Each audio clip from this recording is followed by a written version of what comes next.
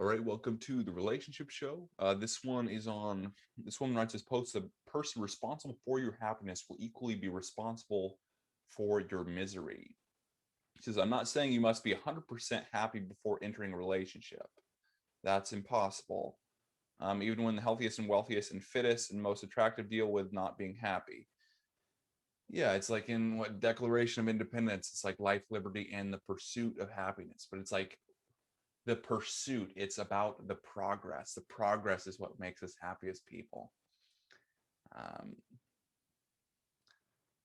that wasn't the point. The point is that if one places their happiness, their source of hormonal balance, their mental well-being, or the reason for getting up in the morning to another person, then it will not end well.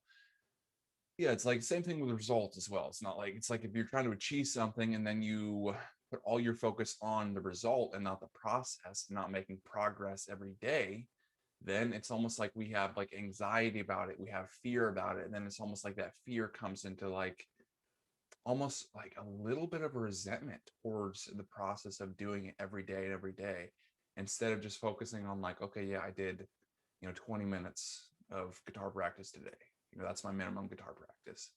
If you haven't checked out the consistency tracker, check that out in the description below. Basically taught me guitar in like, well, it's been what, 2.5 years, but the minimum just is 20 minutes a day. So it's like little time commitments add up to huge results. Um,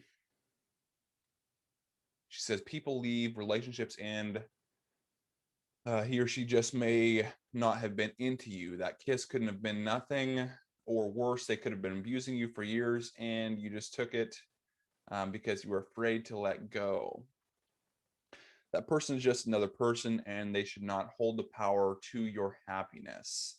Yeah, also when people give them that power, if you will, then it's like that.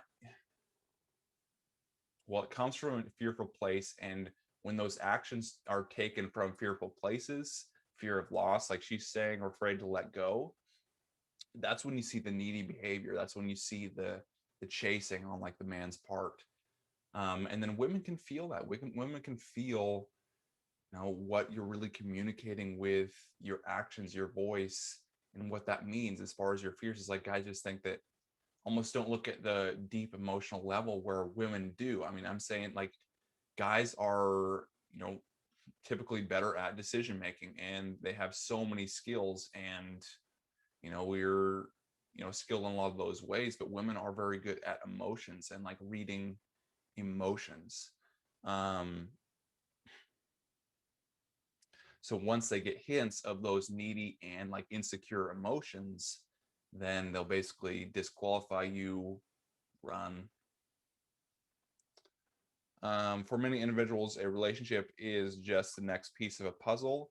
A relationship can bring a sense of completion to a stage of your life that's totally fine and healthy. But some don't view people/relationships that way. Yeah. Simply put, I think that a lot of people are afraid of relationships. It's like there's a lot of pain and associations that are negative towards relationships. And so it's like they come in with that presupposition that relationships are hard, or relationships aren't going to work out, or this always goes bad, or she's going to cheat on me, or I can't trust her, or infinite different reasons you can come up with. um, and if you approach relationships in that way, and you're not looking at it as a standpoint of, this is something that benefits me, um, that's when you really get into trouble if you don't do that. So it's like she's kind of putting this as like a statement here. So she says, but she's got 2,000 upvotes on Reddit. Um, just kind of an insightful post. You hear this a lot, like happy. Okay, so another thing you'll hear like happy wife, happy life. That one, honestly, that kind of sucks. It's like as far as advice goes. So his advice is almost like to please your woman or be in this like super pleaser role.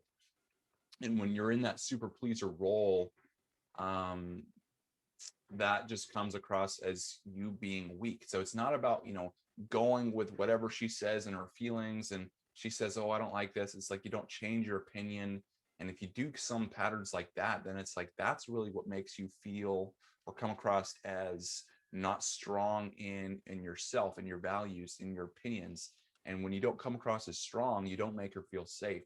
And when she doesn't feel safe, that's one of the most important things you can make her feel: safe, understood, and seen. Those are the three things you need to focus on in order to have really a successful relationship.